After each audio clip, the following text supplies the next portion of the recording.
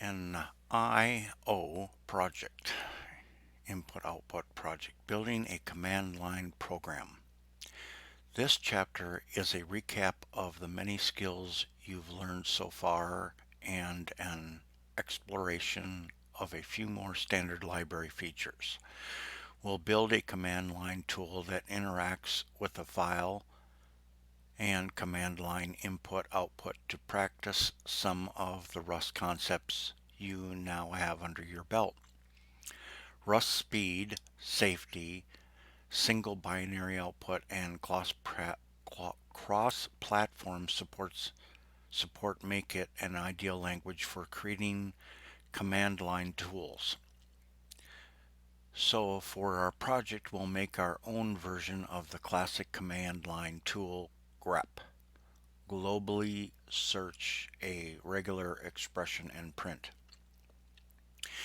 In the simplest use case, grep searches a specified file for a specific string, and to do so, grep takes as its arguments a file name and a string.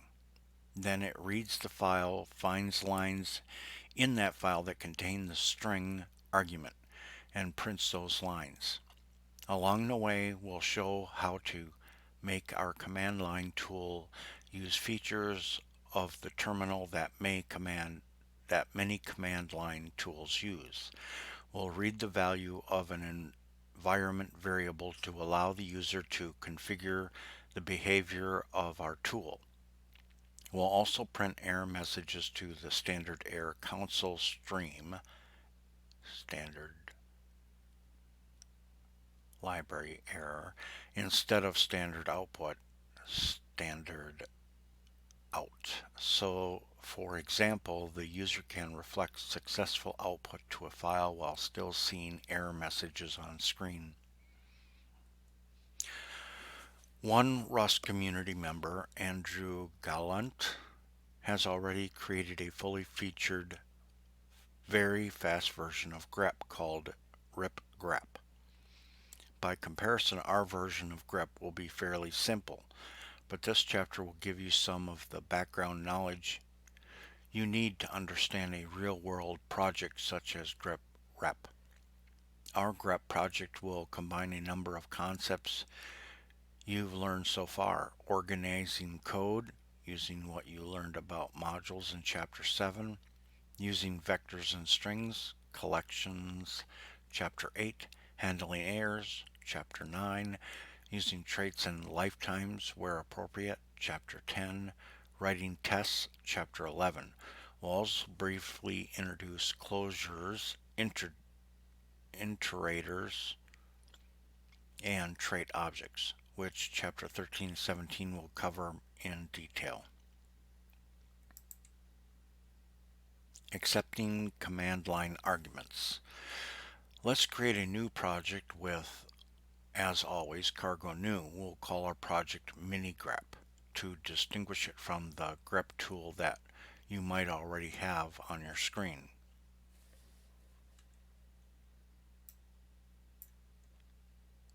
The first task is to make minigrep accept its two command line arguments, the file and a string to search for.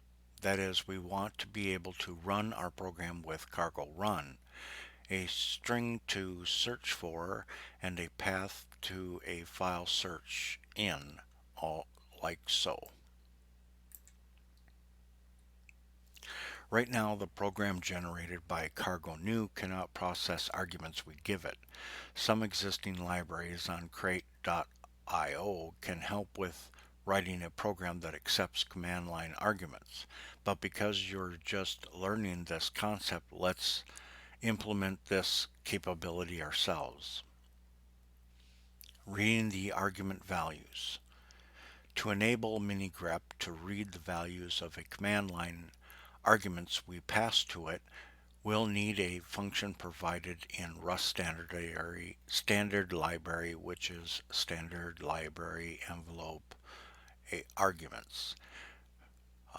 This function returns an iterator of the command line arguments that were given to mini-grep.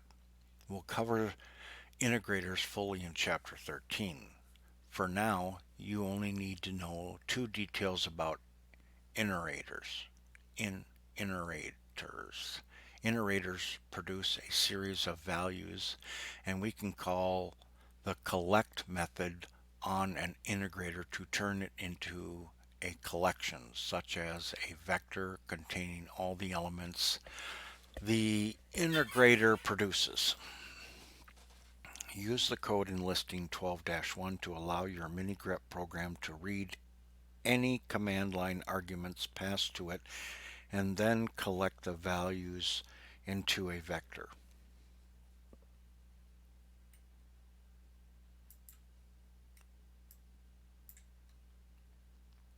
Listing 12-1, collecting the command line arguments into a vector and printing them. First, we bring the standard envelope module into scope with a use statement so that we can use its args function, arguments function. Notice that the standard envelope arguments function is nested in two levels of modules.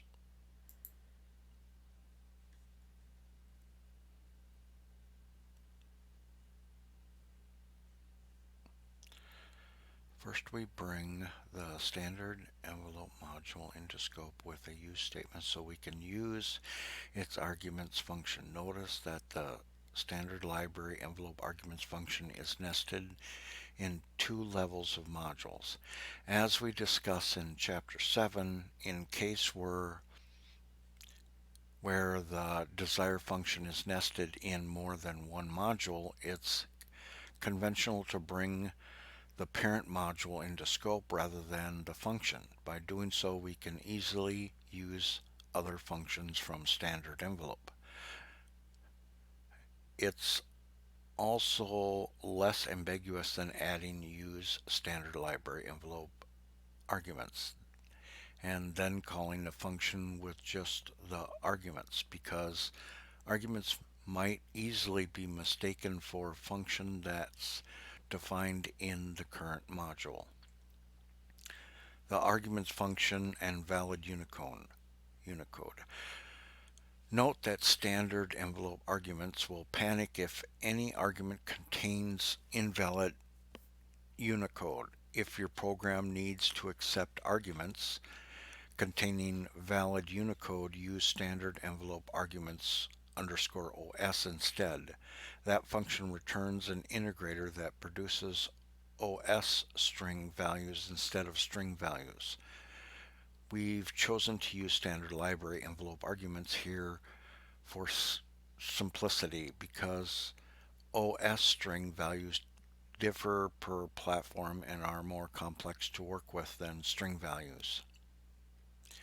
On the first line of main, we call envelope arguments, and we immediately use collect to turn the integrator into a vector containing all the values produced by the integrator. We can use the collect function to create many kinds of collections. So we explicitly annotate the type of arguments to specify what we want a vector of strings. Although we very rarely need to annotate types in Rust, collect is one function you do often need to annotate because Rust isn't able to infer the kind of collection you want. Finally, we print the vector using the debug formatter, : Let's try running the code first with no arguments and then with two arguments. Notice that the first value of the vector is target /debug /minigrep, which is the name of our binary. This matches the behavior of the arguments list in C. letting programs use the name by which they were invoked in their execution. It's often convenient to have access to the program name in case you want to print it in messages or change behavior of the program based on what command line aliases alias was used to invoke the program. But for the purpose of this chapter, we'll ignore it and save only the two arguments we needed. Saving the argument values and variables. Printing the value of the vector of arguments illustrated that the program is able to access the value specified as command line arguments. Now we need to save the value of two arguments in variables so we can use the values throughout the rest of the program. We do that in listing 12-2. Listing 12-2, creating variables to hold the query argument and file name argument. As we saw when we printed the vector, the program's name takes up the first value of or value in the vector at arguments 0. So we're starting at index 1. The first argument minigrep takes is the first argument minigrep takes is the string we're searching for. So we put a reference to the first argument in the variable query. The second argument will be the file name, so we put a reference to the second argument in the variable file name. We temporarily print the values of these variables to prove that the code is working as we intend. Let's run this program again with the arguments test and sample.txt. Great, the program is working. The values of the arguments we need are being saved into the right variables. Later we'll add some error handling to deal with certain potential erroneous situations, such as when the user provides no arguments. For now, we'll ignore that situation and work on adding file reading capabilities instead. Reading a file. Now we'll add functionality to read the file that is specified in the file name, command line argument. First, we'll need a simple file to test it with. The best kind of file to use is make sure minigrep is working is one with a small amount of text over multiple lines with some repeated words. Listing 12-3 has an Emily Dickinson poem that will work well. Create a file called poem.txt at the root level of your project and enter the poem I'm Nobody, Who Are You? Listing 12-3, a poem by Emily Dickinson, makes a good test case.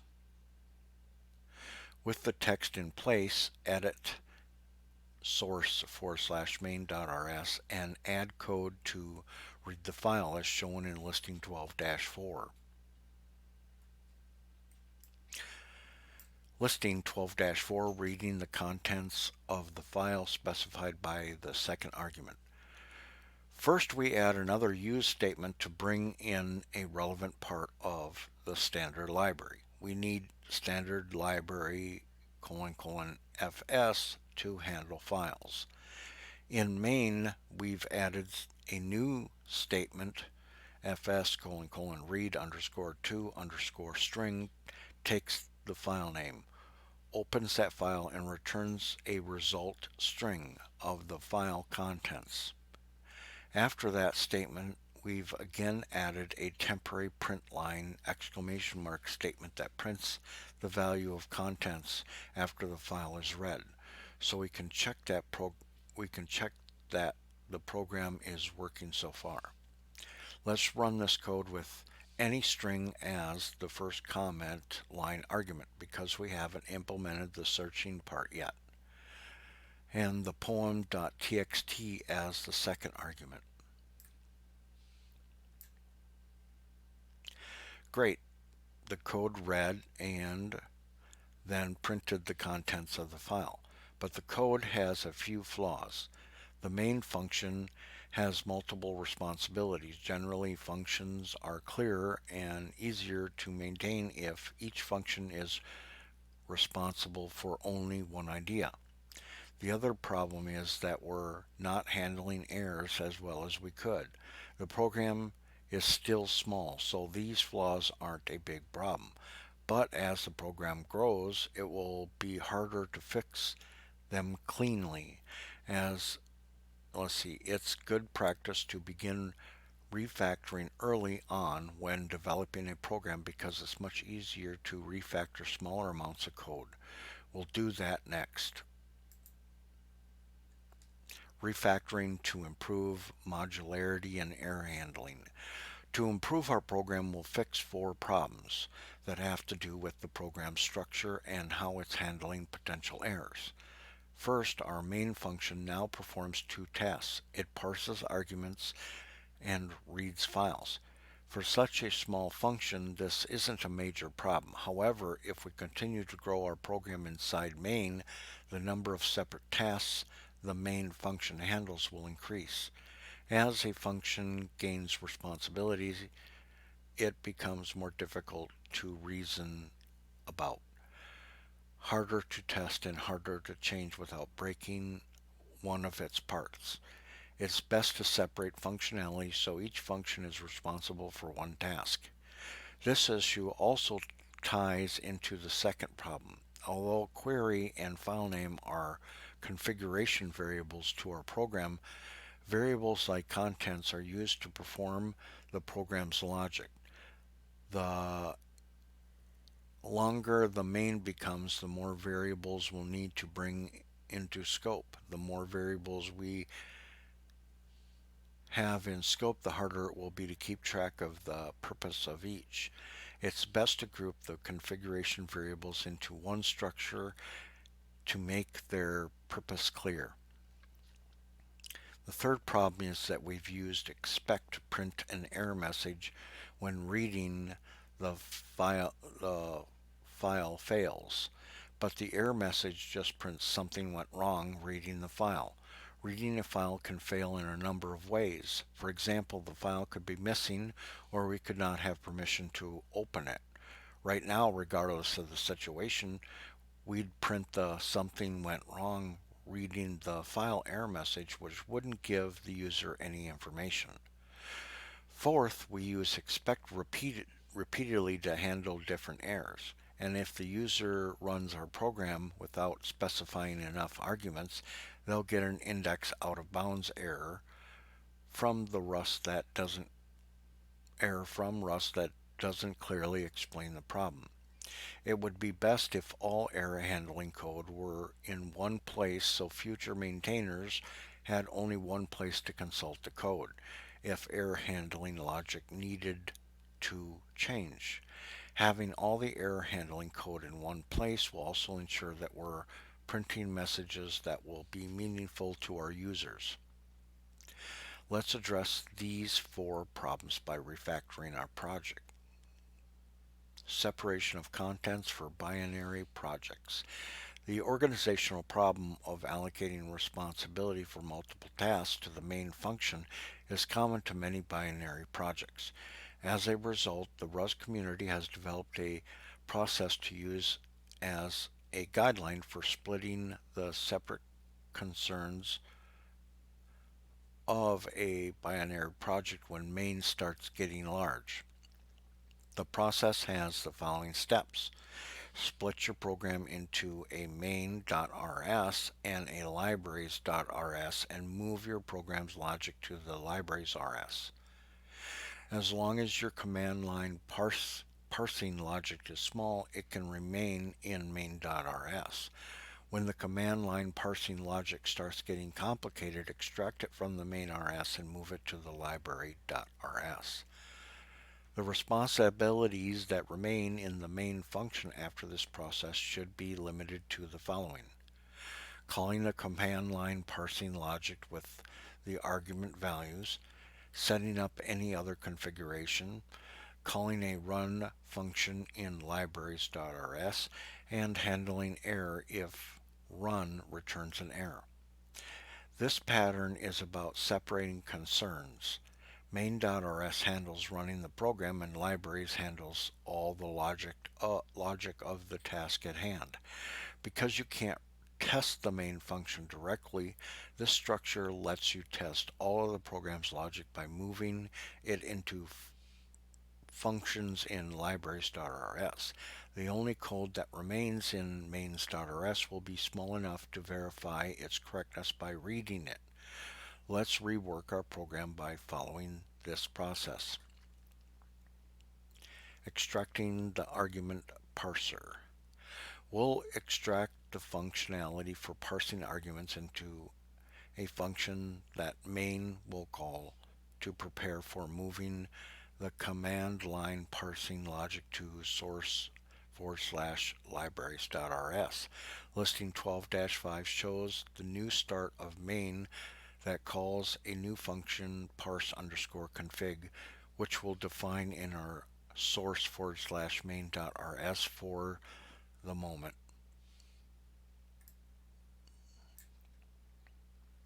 Listing 12-5, extracting a parse_config function from main. We're still collecting the command line arguments into a vector, but instead of assigning the argument value at index 1 to the variable query and the argument value at index 2 to the variable file name within the main function, we pass the whole vector to the parse_config function. The parse_config function then holds the logic that determines which argument goes in which variable and passes that variable back to main. We still create the query and file name variables in main, but the main no longer has the responsibility of determining how the command line arguments and variables correspond. This rework may seem like overkill for our small program, but we're refactoring in small incremental steps. After making this change, run the program again to verify the argument parsing still works. It's good to check your progress often to help identify the cause of problems when they occur. Grouping configuration values. We'll take another small step to improve the parse_config function further. At the moment, we're returning a tuple, but when we immediately break that tuple into individual parts again, this is a sign that perhaps we don't have the right abstraction yet.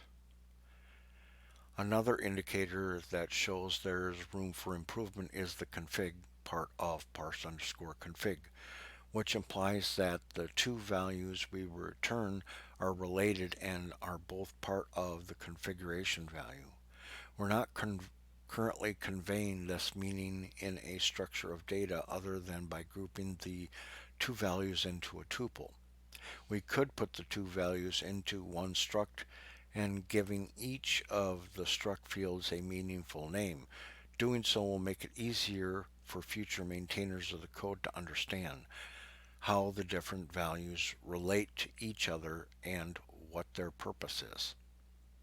Note, using primitive values when a complex type would be more appropriate is an anti-pattern known as primitive obsession. Listing 12-6 shows an improvement to the parse_config function. Listing 12-6, refactoring parse_config to return an instance of a config struct. We've added a struct named config, defined to have fields named query and file name. The signature of parse_config now indicates that it returns a config value in the body of parse underscore config, where we used to return string slices that reference string values in arguments. We now define config to contain own string values. The arguments variable in main is the owner of the argument values and is only letting the parse underscore config function borrow them, which means we'd violate Rust's borrowing rules if config tried to take ownership of the values in arguments. We could manage the strings data in a number of different ways, but its easiest, though somewhat inefficient, route is to call the clone method of, let's see, on the values. This make a full copy of the data for the config instance to own, which takes more time and memory than storing a reference to the string data. However, cloning the data also makes our code very straightforward because we don't have to manage with lifetimes of the reference. In this circumstance, giving up a little performance to gain simplicity is a worthwhile trade-off. The trade-offs of using clone. There's a tendency among many Rusticians to avoid clone to fix ownership problems because of its running cost. In Chapter 13, you'll learn how to use more efficient methods in this type of situation, but for now it's okay to copy a few strings to continue making progress because you'll make these copies only once and your file name and query string are very small. It's better to have a working program that's a bit inefficient than trying to hyper optimize code on your first pass.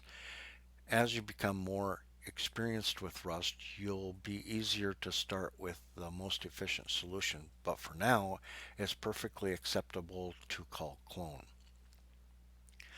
We've updated main so it places the instance of config return by parse underscore config into the variable name config. And we've updated the code that previously used the separate query and file name variables so it now uses the fields on the config struct instead. Now our code more clearly conveys the query and file name are related and that their purpose is to configure how the program will work. Any code that uses these values knows how to find them in the config instance in the field name for their purpose. Creating a constructor for config. So far, we've extracted the logic responsible for parsing the command line arguments from main and placed it in the parse underscore configuration function. Doing so helped us see that the query and the file name values were related and that relationship should be conveyed in our code. We then added a config struct to name the related purpose of query and file name, and to be able to return the values names as struct field names from the parse underscore config function. So now that the purpose of the parse underscore config function is to create a config instance, we can change parse underscore config from the plain function to a function named new that is associated with the types in the standard library, such as string. By calling string : new, similarly, by changing parse underscore config into a new function associated with config, we'll be able to create instances of config by calling config : new. Listing 12-7 shows the changes we need to make.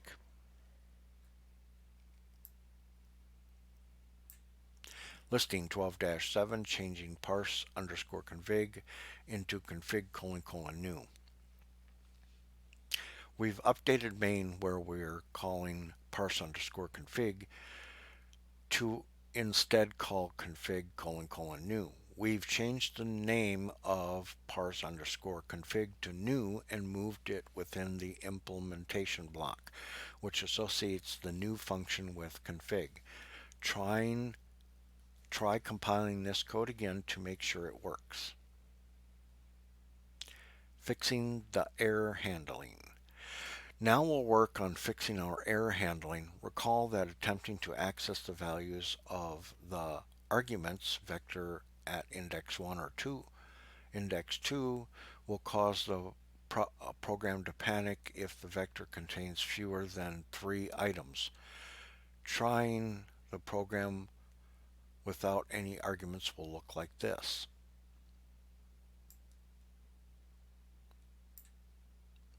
The line index out of bounds, the len is 1 but the index is 1. The line index out of bounds, the len is 1 but the index is 1, is an error message intended for programmers. It won't help our end users understand what happened and what they should do instead. Let's fix that now. Improving the error message. In listing 12-8, we add a check to the new function that will verify that the slice is long enough before accessing index 1 and 2. If the slice isn't long enough, the program panics and displays a better error message than the index out of bounds message. Listing 12-8, adding a check for the number of arguments. This code is similar to the guess : new function we wrote in listing 9-10, where we called panic when the value of the argument was out of the range of values. Instead of checking for a range of values here, we're checking that the length of arguments is at least 3, and the rest of the function can operate under the assumption that the condition has met. If arguments has fewer than 3 items, this condition will be true, and we call the panic macro to end the program immediately.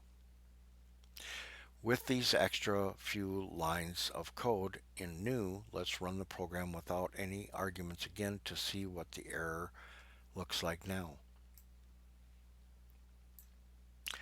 This output is better. We now have a reasonable error message. However, we also have extraneous information we don't want to give our users. Perhaps using the technique we've used in listing 9-10 isn't the best to use here. We'll call to panic. A call to panic is more appropriate for a programming problem than a usage problem, as discussed in Chapter 9. Instead, we can use the other technique you've learned about in Chapter 9, returning a result that indicates either success or an error. Returning a result from new instead of calling panic. We can instead return a result value that will contain a config instance in the successful case and will describe the problem in the error case when configuration : new is communicating to main. We can use the result type to signal that there was a problem. When we can change main to convert an error variant into a more practical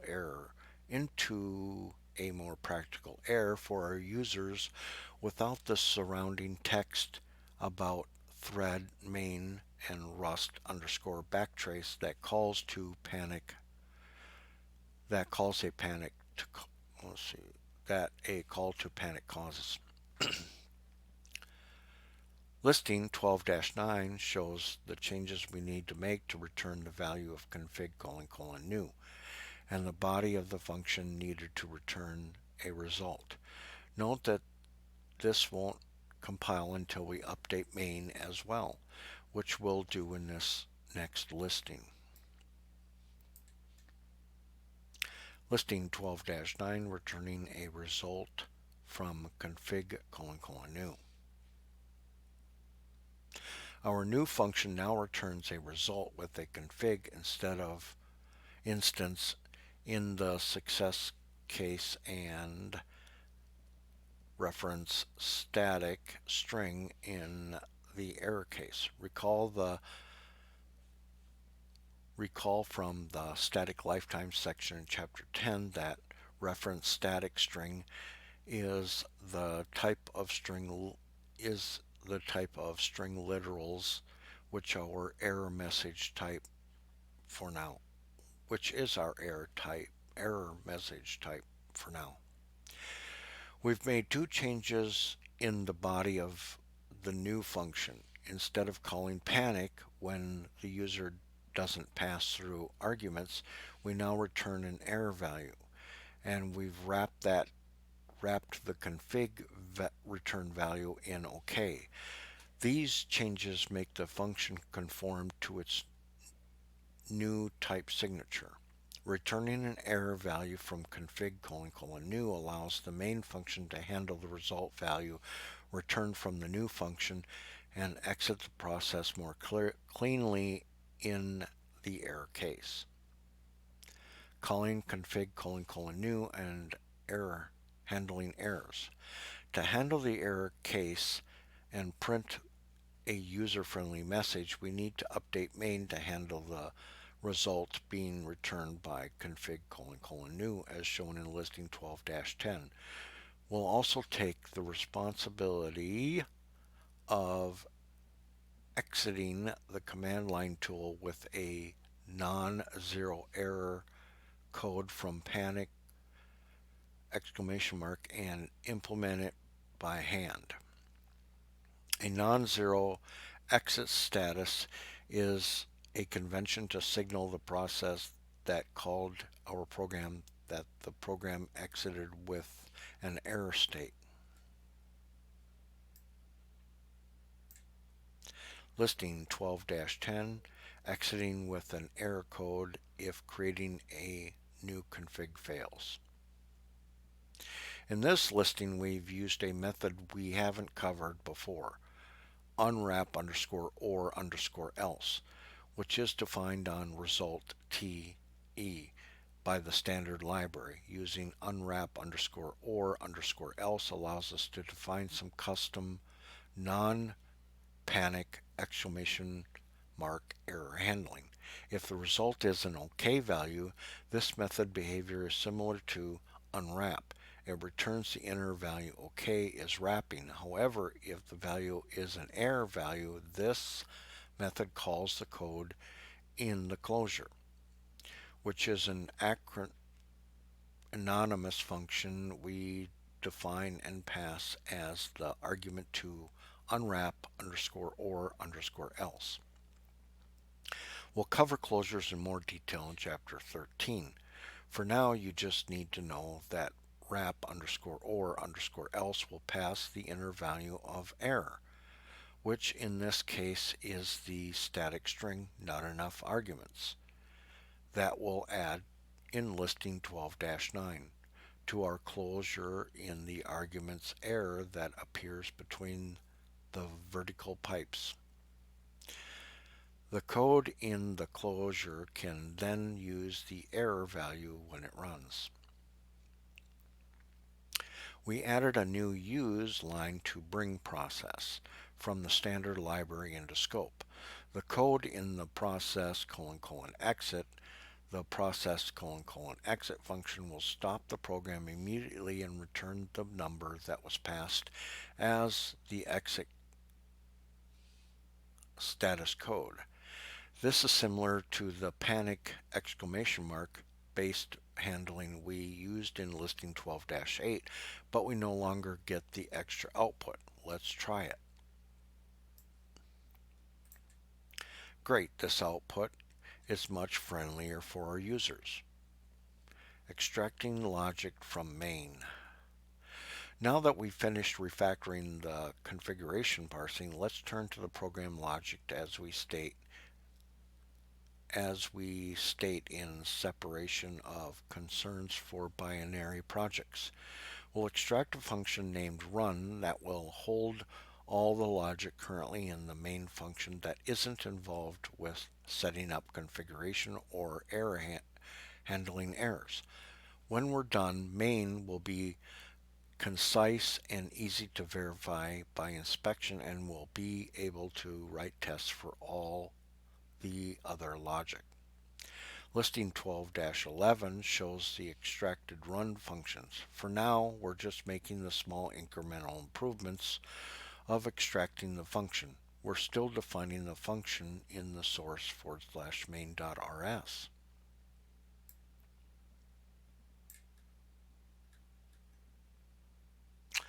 Listing 12-11 extracting a run function containing the rest of the program logic.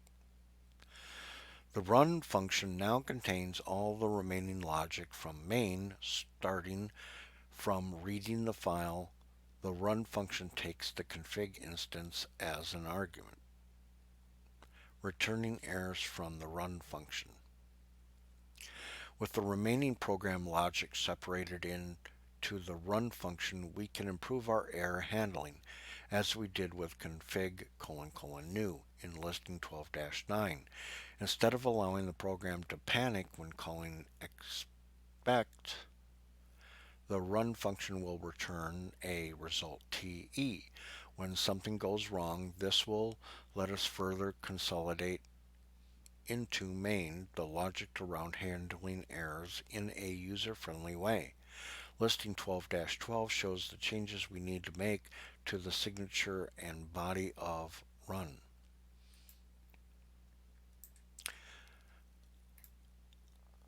Listing 12-12, changing the run function to return result.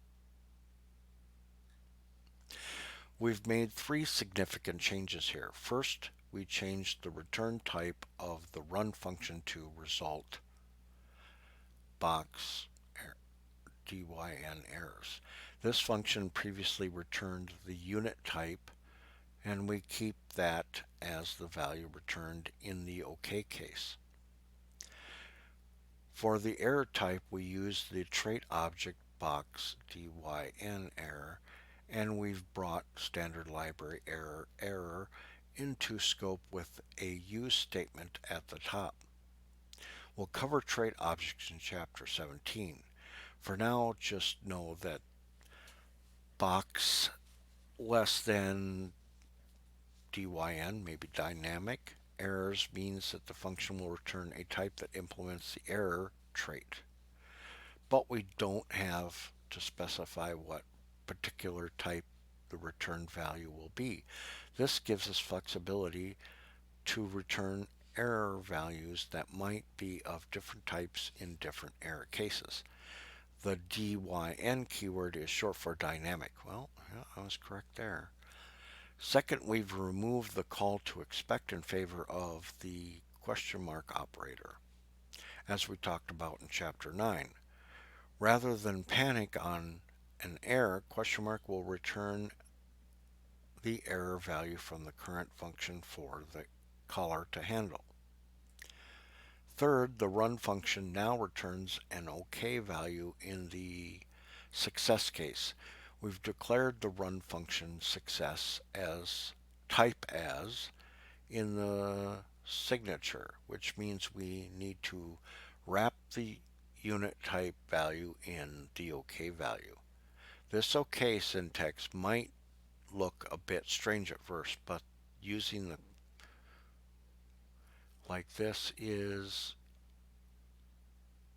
the idiomatic way to indicate that we're calling run for its side effects only.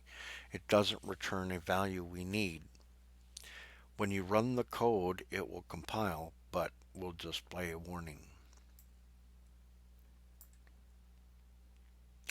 Rust tells us that our code ignored the result value, and the result value might indicate that an error occurred, but we're not checking to see whether or not there was an error.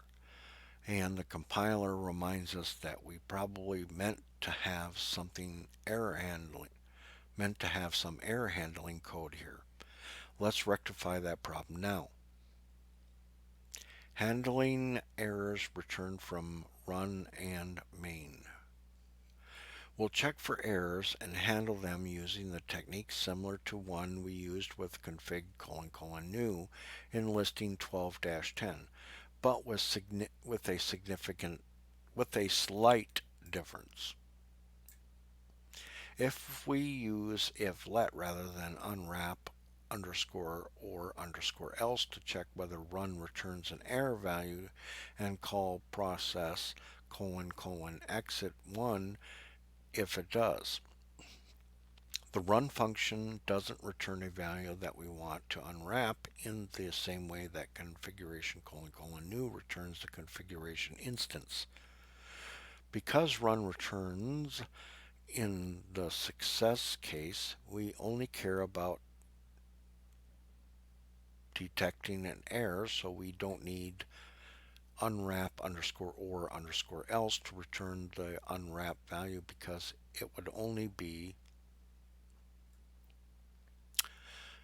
the bodies of the if let and the unwrap underscore or underscore else functions are the same in both cases. We print the error and exit. Splitting code into a library crate. Our mini grep project is looking good so far.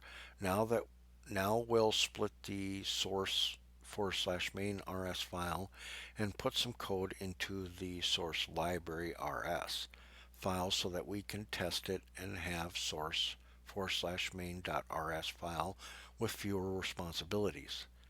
Let's move all the code that isn't the main function from source /main rs to source libraries.rs.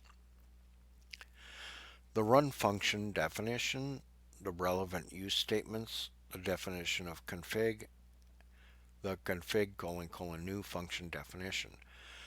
The contents of source /libraries.rs should have the signature shown in listing 12-13. We've omitted the bodies of the function for brevity. Note that this won't compile until we modify source /main rs in listing 12-14.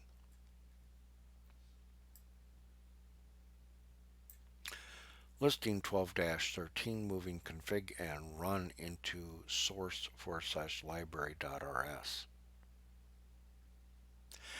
We've made liberal use of the public keyword on configuration config on its fields and its new method, and on the run function. We now have a library crate that has a public API that we can test. Now we need to bring the code we moved into source /library.rs into scope of the binary crate in source /main.rs as shown in listing 12-14.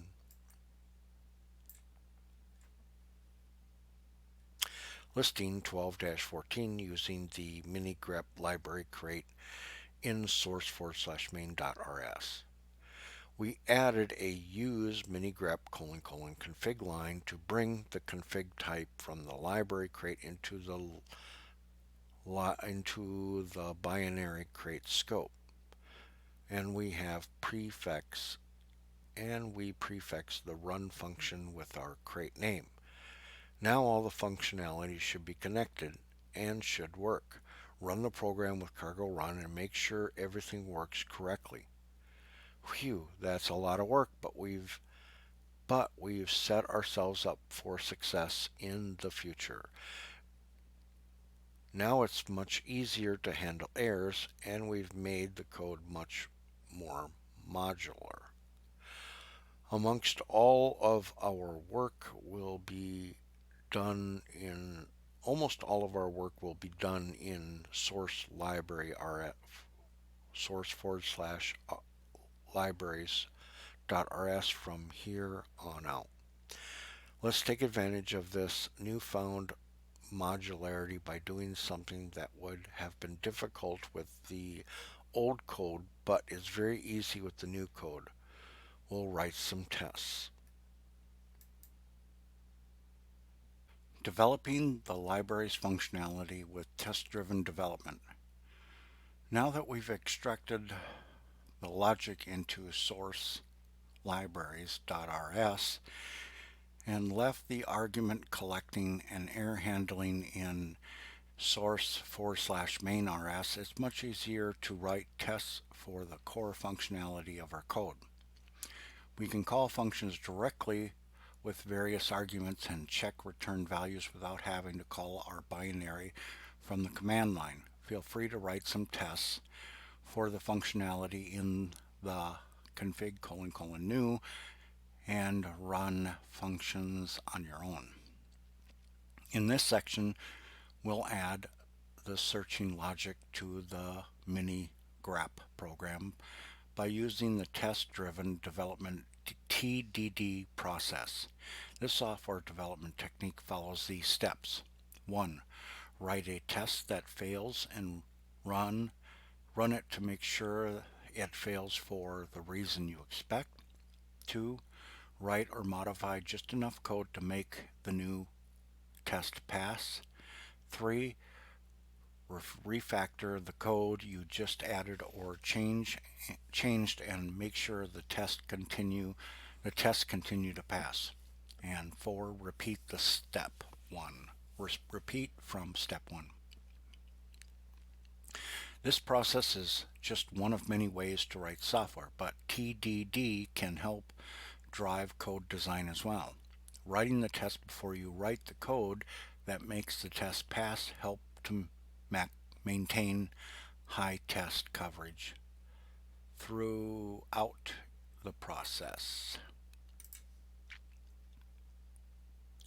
We'll test drive the implementation of the functionality that we actually do the searching for the query string in the file contents and produce a list of lines that match the query. We'll add this functionality in a function called search. Writing a failing test. Because we don't need them anymore, let's remove the print line ! Statement from the source libraries.rs and source/main.rs that we use to check the program's behavior. Then in source/libraries we add a test module with a test function, as we did in chapter 11. The test function specifies the behavior we want the search function to have. It will take the query and the text to search for the query in, and it will return only the lines from the text that contain the query. Listing 12-15 shows this test, which won't compile yet. Listing 12-15, creating a failing test for the search function we wish we had. This test searches for the string duct. The text we're searching is 3 lines, only one of which contains duct. We assert that the value returned from the search function contains only the line we expect. We aren't able to run this test and watch it fail because the test doesn't even compile. The search function doesn't exist yet, so now we'll add just enough code to get the result to compile and run by adding the definition of search, the search function, that will always return an empty vector, as shown in listing 12-16. Then the test should compile and fail because the empty vector doesn't match the vector containing the line safe, fast, productive. Listing 12-16, defining just enough of the search function so our test will compile. Notice that we need an explicit lifetime aid definition in the signature search and use with the contents argument and return value.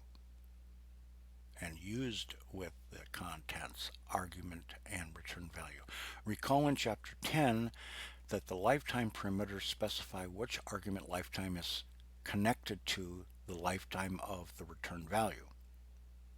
In this case, we indicate that the return vector should contain string slices that reference slices of the argument contents rather than the argument query. In other words, we tell Rust the data returned by the search function will live as long as the data passed into the search function in the contents argument. This is important. The data referenced by a slice needs to be valid for the reference to be valid. If the compiler assumes we're making string slices of query rather than a contents, it will do its safety check incorrectly. We forget the lifetime annotations and try to compile this function. We'll get an error.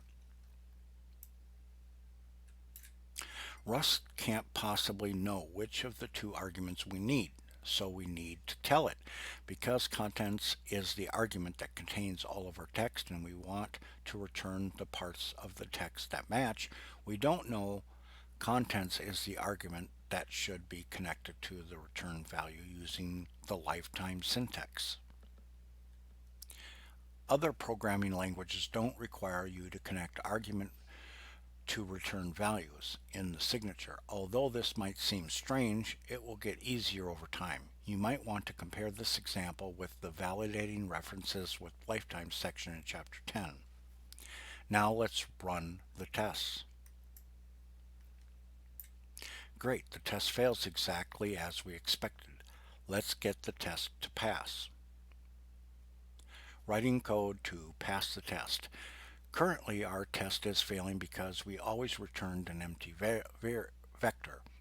To fix and implement search, our program needs to follow these steps. Iterate through each line of the contents. Check whether the line contains our query string. If it does, add it to the list of values we're returning. If it doesn't, do nothing and return the list of results that match. Let's work through each step, starting with iterating through lines. Iterating through lines with the lines method.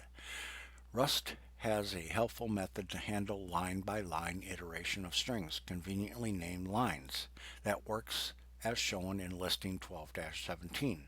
Note this won't compile yet. Listing 12-17, iterating through each line in contents. The lines method returns an iterator. We'll talk about iterators in depth in Chapter 13, but recall that you saw this way of using an iterator in listing 3-5, where we used a for loop with an iterator to run some code on each item in a collection. Searching each line for query. Next, we'll check whether the current line contains our query string. Fortunately, strings have a helpful method named contains that does this for us. Add a call to the contains method in the search function as shown in listing 12-18. Note, this still won't compile yet. Listing 12-18, adding functionality to see whether the line contains a string in query. Storing matching lines. We also need a way to store the lines that contain our query string. For that, we can make a mutable vector before the for loop and call the push method to store a line in the vector. After the for loop, we return the vector as shown in listing 12-19. Listing 12-19, storing the lines that match so we can return them. Now the search function should return only the lines that contain query, and our test should pass. Let's run the test. Our test passed, so we know it works.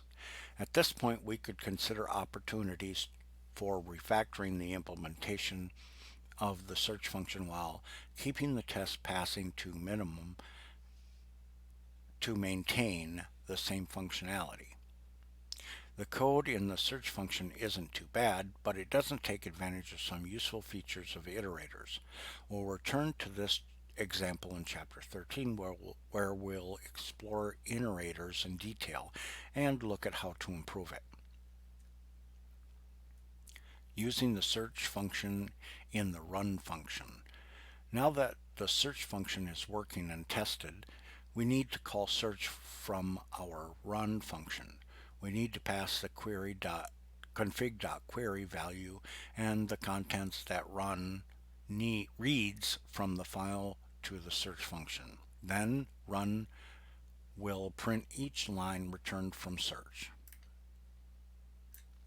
We're still using a for loop to return each line from search and print it. Now the entire program should work. Let's try it out.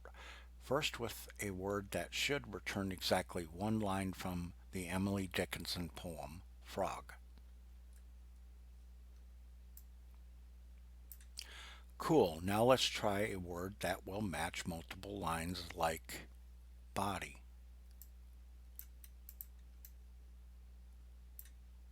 And finally, let's make sure that we don't get any lines we search for a word that, and finally, let's make sure that we don't get any lines when we search for a word that isn't anywhere in the poem such as morphosization. Excellent. We built our own mini version of the classic tool and learned a lot about how to structure applications. We also learned a bit about file input and output, lifetimes testing, and command line parsing. To round out this project, we'll briefly demonstrate how to work with environment variables and how to print to standard error, both of which are useful when writing command line programs. Working with environment variables.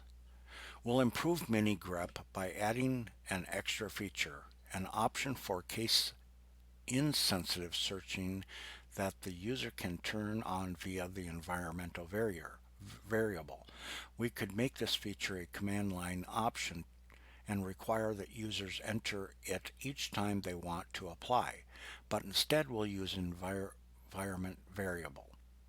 Use an environment variable. Doing so allows the user to set environment variable once and have all of their searches be case sensitive in that terminal session. Writing a failing test for the case insensitive search function. We want to add a new search underscore case underscore insensitive function that will call when the environment variable is on. We'll continue to follow the TDD process. So the first step is again to write a failing test. We'll add a new test for the new search underscore case underscore insensitive function and rename our old test from one underscore result to case underscore sensitive to clarify the difference between the two tests as shown in listing 12-20.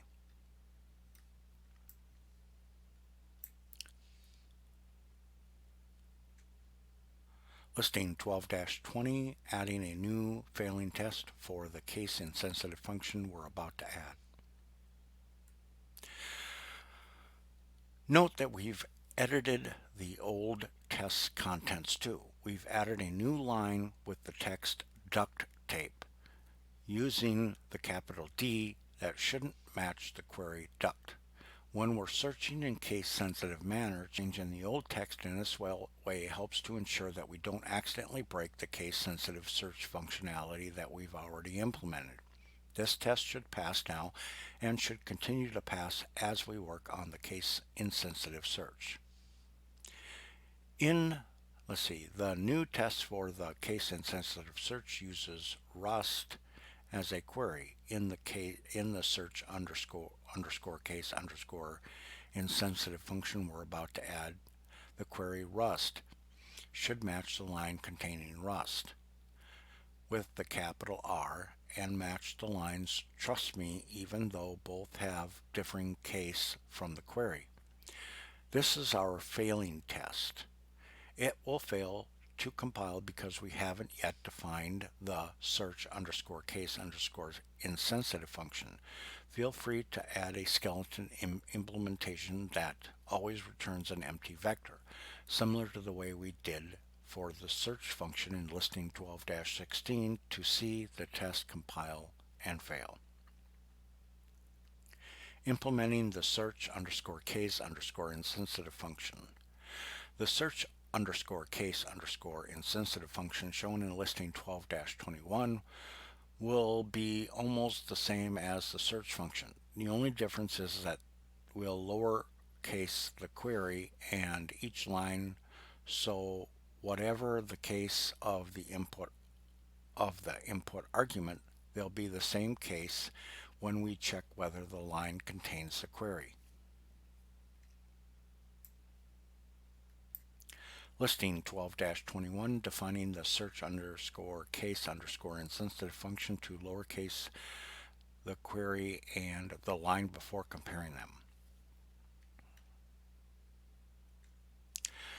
First, we lowercase the query string and store it in a shadowed variable with the same name. Calling to underscore lowercase on the query is necessary, so no matter whether the user's query is Rust, or Rust, we'll treat the query as if it were Rust and be insensitive to the case.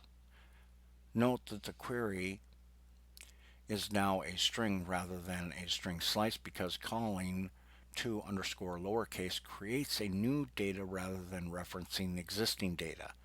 Say the query is Rust as an example.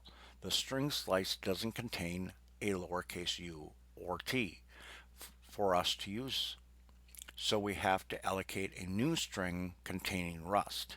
When we pass query as an argument to the contains method, now we need to add an ampersand because the signature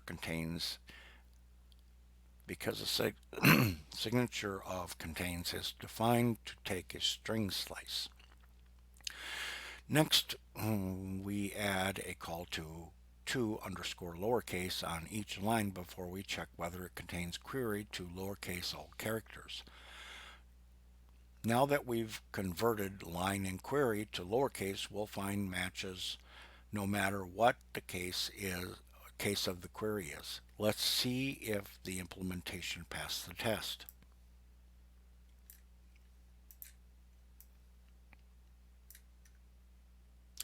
Great, they passed.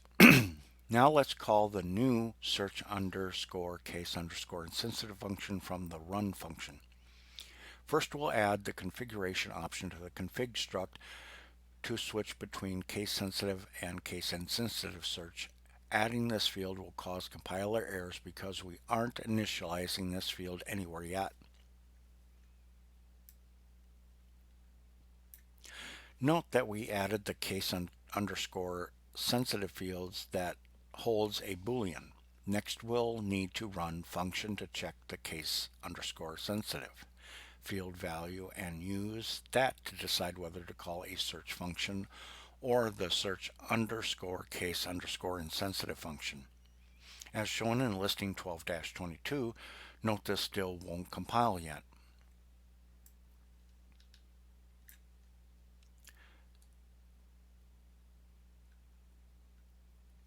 Listing 12-22 calling either search or search underscore case underscore insensitive based on the value of config.case underscore sensitive. Finally, we need to check for the environmental variable. The functions for working with environmental variables are in the envelope module in the standard libraries. So we want to bring that module into scope with a use standard library envelope line at the top of source/libraries.rs. Then we'll use our var function from the envelope module to check for an environmental variable named case underscore insensitive, as shown in listing 12-23. Listing 12-23, checking for environmental variable named case underscore insensitive. Here we have created a new variable case underscore sensitive. To set its value, we call the envelope var function and pass it with the name of the case underscore insensitive variable. The envelope variable function returns a result that will be the successful OK variant that contains the value of the environmental variable. If the environment variable is set, it will return the error variant if the environment variable is not set. We're using the is underscore error method on the result to check whether it's an error and therefore unset, which means it should do a case sensitive search. If the case underscore insensitive environment variable is set to do anything, is underscore error will return false and the program will perform a case insensitive search. We don't care about the value of the environment variable, just whether it is set or unset. So we're checking is underscore error rather than using unwrap, expect, or any other methods we've seen on result. We pass the value in the case underscore sensitive variable to the config instance so the run function can read the value and decide whether to call search or search underscore case underscores insensitive as we implemented in listing 12-22. Let's give it a try. First we'll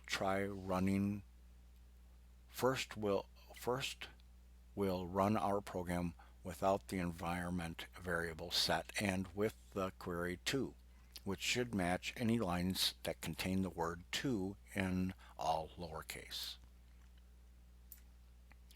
Looks like that still works. Now let's run the program with the case underscore insensitive set to 1, but with the same query to. If you're using PowerShell, you need to set the environment variable to run the program 2 commands rather than 1. We should get lines that contain 2 that might have uppercase letters. Excellent. We also got lines 2. Our mini grep program can now do case insensitive searching control by environment variable. Now you know how to manage options set using either command line arguments or environment variables. Some programs allow arguments and environment variables for the same configuration. In those cases, the programs decide that one or the other takes precedence. For another exercise on your own, try controlling case insensitivity through either a command line argument or an environment variable. Decide whether the command line argument or the environment variable should take precedence. If the program is run with one set to case sensitive and one set to case insensitive. The standard library envelope module contains many more useful features for dealing with environment variables. Check out its documentation to see what is available. Writing error messages to standard error instead of standard output. At the moment, we're writing all of our output to the terminal using printline function. Most terminals provide 2 kinds of output: standard output for general information and standard error for error messages. This distinction enables users to choose to direct the successful output of a program to be a file but still print error messages to the screen. The printline function is only capable of printing to standard output, so we have to use something else to print to standard error. Checking where errors are written. First, let's observe how context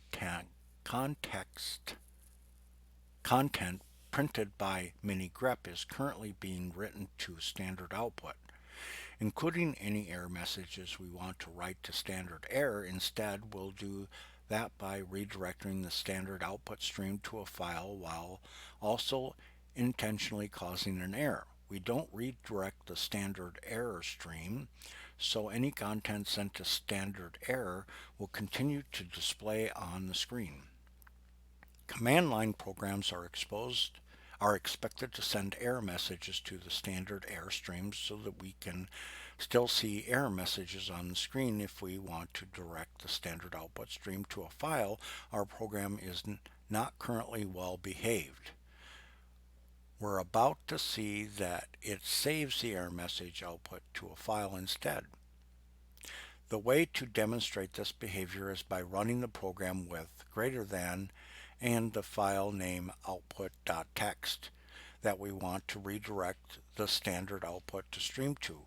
We won't pass any arguments, which should cause an error.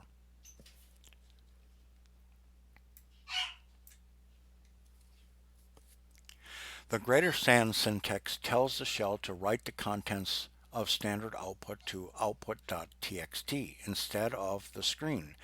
We didn't see the error message we were expecting to print to the screen, so that means it must have ended up in the file. This is what output.txt contains. Yep, our error message is being printed to standard output. It's much more useful for error messages like this to be printed to standard error, so only data from a successful error ends up in the file. We'll change that. Printing errors to standard error. We'll use the code in listing 12-24 to change how error messages are printed. Because of the refactoring we did earlier in this chapter, all the code that prints error messages is in one function, main. The standard library provides the print line macro that prints to the standard error stream. So let's change the two places we're calling print line to print errors to use ePrintLine instead. Listing 12-24, writing error messages to standard error instead of standard output using ePrintLine! After changing printLine! To ePrintLine! We run the program again in the same way without any arguments and redirecting standard output with greater than sign.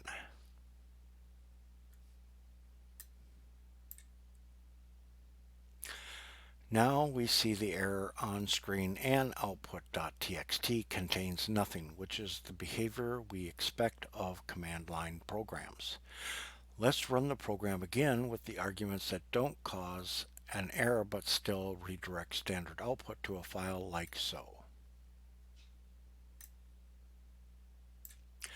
We won't see any output to the terminal, and output.txt will continue our results.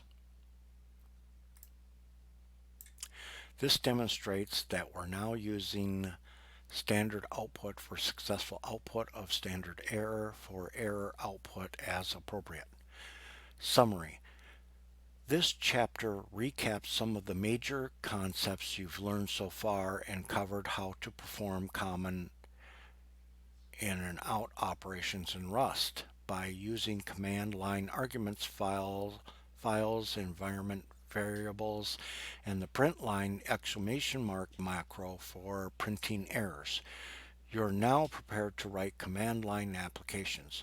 By using the concepts in previous chapters, your code will be well organized, store data effectively, and effectively in the appropriate data structures, handle errors nicely, and be well tested. Next, we'll explore some Rust features that were influenced by functional languages, closures, and iterators. That concludes chapter 12. Next is chapter 13.